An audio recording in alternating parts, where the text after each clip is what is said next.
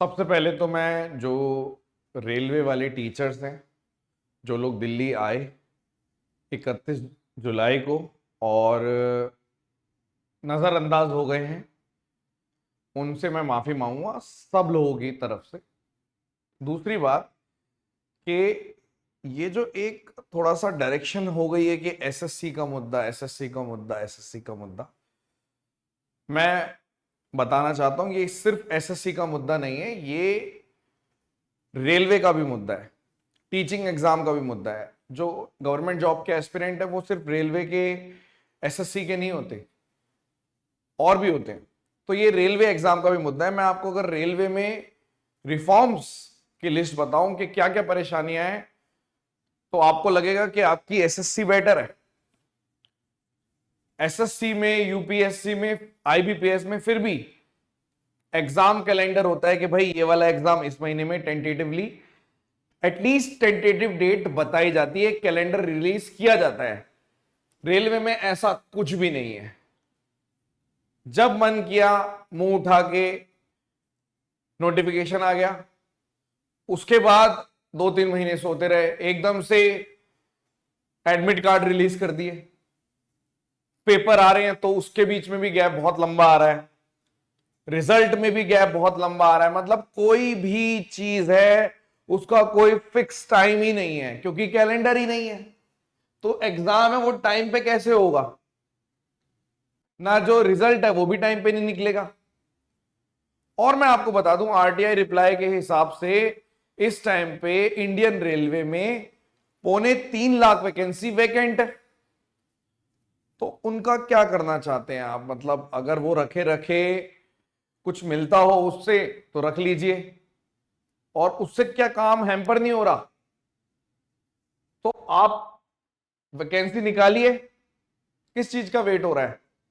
लेकिन ये सारे जितने भी रिफॉर्म्स का एक प्लस पॉइंट ये होता है कि सारे रिफॉर्म्स एक दूसरे से इंटरकनेक्टेड होते हैं। अगर आप इसको देखोगे तो ये भी तभी फुलफिल होगा जब ये सारी चीजें ठीक करोगे। मान लीजिए आपने एक मान लिया कि ठीक है हम बढ़ा रहे हैं वैकेंसीज, लेकिन तरीका ही नहीं है एग्जाम कराने का, तो वो कैसे अप्लाई होगा? आज आप बोल दोगे हो गया, नोटिफिकेशन आएगा 10 महीने बाद, पेपर होगा उसके 10 महीने बाद, रिजल्ट आएगा उसके महीने बाद, बहुत ही बुरे हालात हैं रेलवे में। एक्सट्रीम सिचुएशन खराब है। जो एग्जाम सेंटर है, एसएससी हो या रेलवे हो, वो भी बहुत दूर दूर पड़ते हैं। जैसे कि अकाल आ गया एग्जाम सेंटर में, ऐसा नहीं है। बाकी कुछ एग्जाम होते हैं उनमें हमेशा पास में पढ़ते हैं। एसएससी का जो सेंटर था वो पहले पास में पढ़ता था कई साल तक, पिछले 2018 से लेकर अभी तक, जब तक ये वेंडर चेंज नहीं हुआ, उनका एग्जाम हमेशा एक इस टाइम पे पढ़ता था, इतनी दूरी पे पढ़ता था जो इजीली जा सकते थे। लेकिन रेलवे में तो ये है ही नहीं। और दूसरी बात, वेटिंग लिस्ट ना होने का क्या बहाना दोगे आप? क्योंकि रेलवे में तो या तो एएलपी को लेकर आएगी, एनटीपीसी को लेकर आएगी, तो वो तो सेम पोस्ट होती है, वहां पे तो काउंसलिंग की भी जरूरत नहीं है कि नहीं नहीं वेटिंग लिस्ट तो इसमें पॉसिबल नहीं है, या एसएससी की तरह अलग अलग वर्टिकल हैं और ये नहीं हो सकता, ऐसा बिल्कुल भी नहीं है। तो वेटिंग लिस्ट इस रेलवे वाले एग्जाम्स में जो है होनी चाहिए, बिल्कुल होनी चाहिए, 100% होनी चाहिए। तो ये सारे रिफॉर्म्स हैं। तो जो बातें हैं, अब आपको एक आध दिन में एक बहुत बड़ी चीजें पता चलेंगी, वो बात अलग है, उसको छोड़ दो आप, वो तो आपको पता चलेगा, वो बताऊंगा मैं। तो ऐसा नहीं है कि अगर मुद्दा उठाया जा रहा है या मौका मिलता है तो केवल एसएससी को लेके बात होगी, रेलवे को लेके भी बात होगी, और जो भी परेशानियां हैं सब चीजों को इन्फॉर्म किया जाएगा।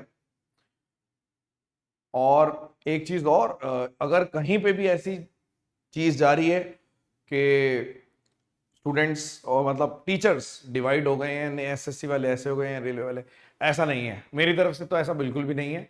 मेरे लिए वो भी बच्चे हैं, स्टेनो वाले भी बच्चे हैं, चाहे मैं मैथ्स पढ़ाता हूँ और स्टेनो में मैथ्स नहीं भी आती तब भी, क्योंकि हमारा एक फर्ज बनता है कि हम लोग स्टूडेंट्स के साथ खड़े रहें।